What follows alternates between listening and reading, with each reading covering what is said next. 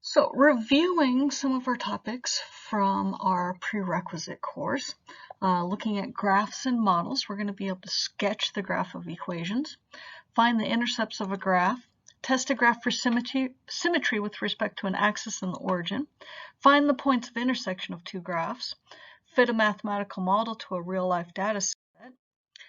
And so here we've got a graph is symmetric with respect to the y-axis if whenever xy is a point on the graph, the negative xy is also a point on the graph. This means that the portion of the graph to the left of the y-axis is a mirror image of the portion to the right of the y-axis. Kind of looks like that image right there. A graph is symmetric with respect to the x-axis if whenever xy is a point on the graph, then x negative y is also a point on the graph. This means that the portion of the graph below the x-axis is a mirror image of a portion above the x-axis. So it looks like that image there.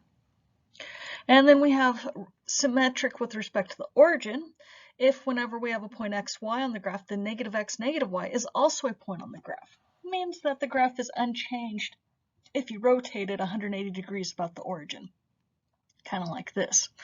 A couple other things. Symmetric with respect to the y-axis is usually an even function. Symmetric with respect to the origin is usually an odd function. Tests for symmetry. The graph of an equation in x and y is symmetric with respect to the y-axis when replacing x by negative x gets you the same equation.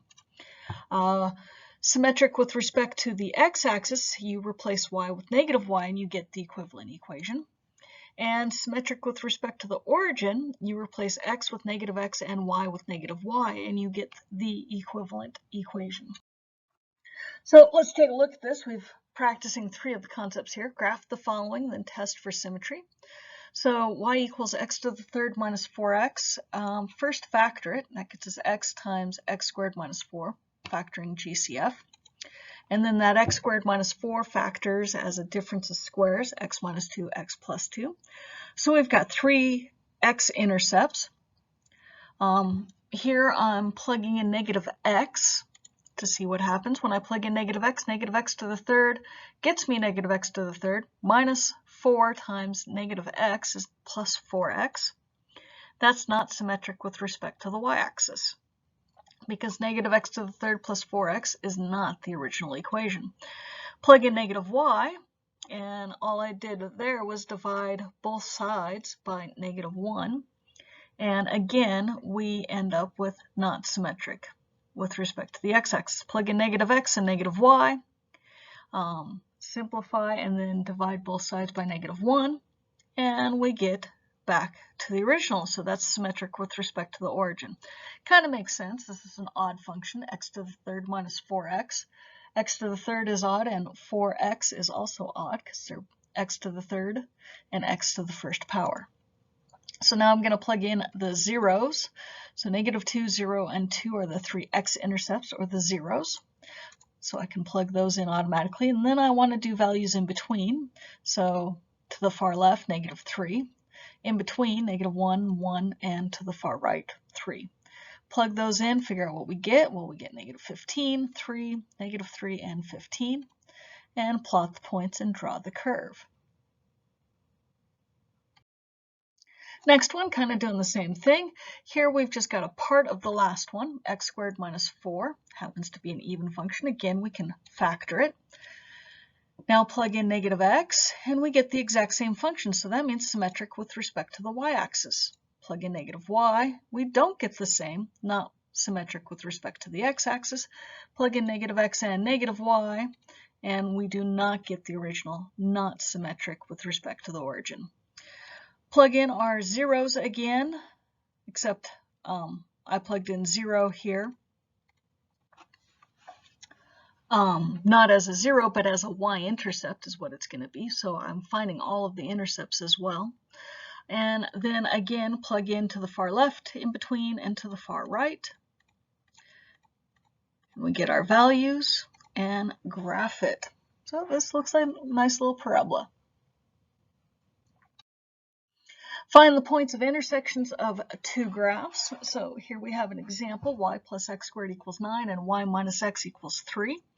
Basically, you want to look at solving this by substitution.